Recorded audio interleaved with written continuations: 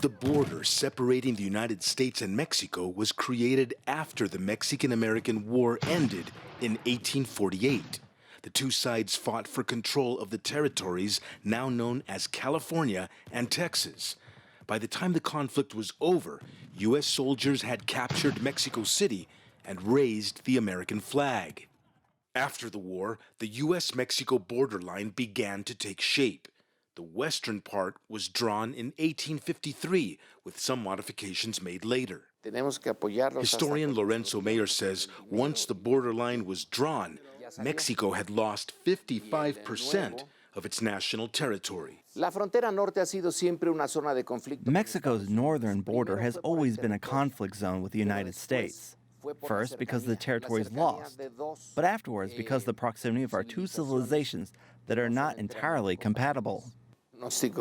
Conflicts have characterized bilateral relations along the 3,000-kilometer borderline, according to Mayer, in part because of vast differences in the two countries' economies, culture, and geography. This is one of the biggest problems, that there is no natural border between Mexico and the United States. It's a conflict that includes culture, race, and religion. It's very complicated. Those complexities marked border relations during the Mexican Revolution. In 1916, Pancho Villa raided the U.S. town of Columbus, New Mexico. U.S. General John Pershing led 6,000 American soldiers into Mexico in a failed attempt to hunt him down. Decades after its creation, the U.S.-Mexico border was virtually wide open, with just a few stone monuments like these marking the international boundary. They're part of the history of the U.S.-Mexico border, and they're still in place to this day.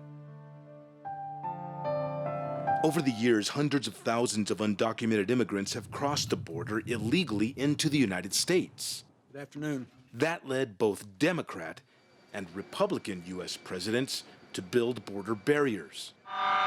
Following the attacks of September 11th, 2001 on New York City and Washington, D.C., an era of enhanced border security ensued. Citing security concerns, Donald Trump promises to build a larger border wall. He placed these prototypes across the border from one of Tijuana's poorest neighborhoods. There's a lot of problems in Mexico. They have a lot of problems over there. And they have the cartels, and the cartels, we're fighting the cartels, and we're fighting them hard. Nobody ever fought them like we fought them. Trump still tells his supporters that Mexico will pay for his wall. Mexico's president insists that will never happen. In the 170-year history of this conflictive international boundary, President Trump's border wall prototypes are just the latest man-made objects designed to mark the border between the United States and Mexico.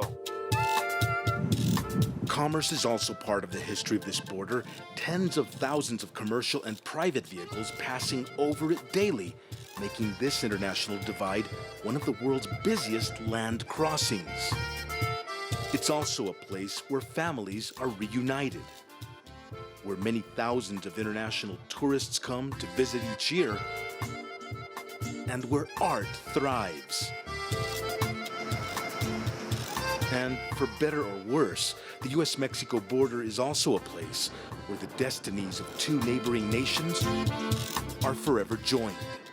Franc Contreras, CGTN, reporting from the U.S.-Mexico border.